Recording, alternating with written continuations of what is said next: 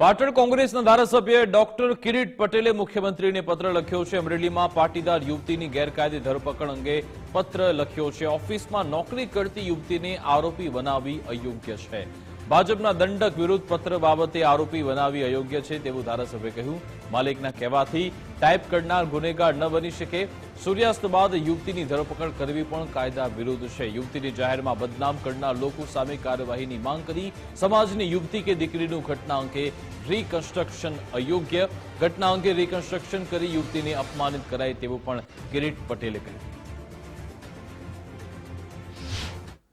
સરકાર દ્વારા મહિલા સન્માનની વાતો કરવામાં આવે છે અને સમગ્ર ગુજરાતની જનતાનું અને ગુજરાતની મહિલાઓનું માથું શરમથી ઝૂકી જાય એવો પ્રસંગ અમરેલીની અંદર બન્યો।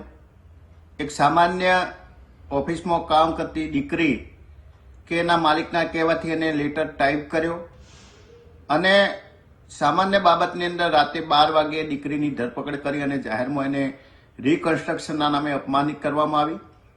કાયદાની અંદર જોગવાઈ છે કે કોઈ પણ મહિલાને રાતે ધરપકડ ના કરી શકાય। 7 વર્ષથી ઓછી સજાની જોગવાઈઓ એમાં સીધી ધરપકડ ના કરી શકાય।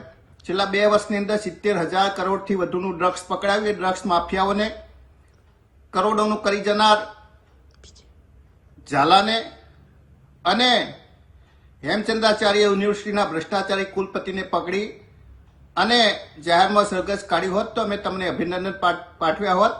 તમને શરમ આવી જોઈએ। કંઈક શરમ કરો અને આવા અધિકારીઓ સામે કાયદેસરની કાર્યવાહી।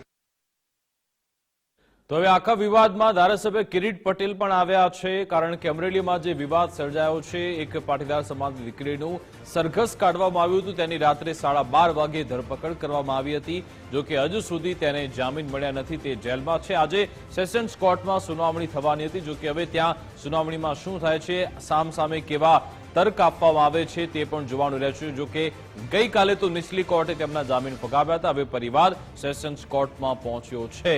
સવાલ એ છે કે આ 4 આરોપી ઝડપાયા છે, શું તેમાંથી તે યુવતીને હવે જામીન મળશે કે કેમ તેના પર નજર રહેલી છે અને આ મામલે હવે રાજકારણ પણ જોરશોરથી ગરમાયેલું છે। અમરેલી હોય કે પછી પાટણ હોય કે પછી સુરત હોય, ચારે બાજુથી વિરોધનો સૂર ઉઠી રહ્યો છે। ભાજપ કોંગ્રેસ નેતા હોય કે પછી સામાજિક આગેવાનો તમામે તમામ પોલીસની કાર્યવાહી પર સવાલ ઉઠાવી રહ્યા છે અને કોંગ્રેસે તો ત્યાં સુધી કહ્યું છે કે ભાજપના એક નેતાનો અહમ સંતોષવા માટે પોલીસે આ કામગીરી કરી છે।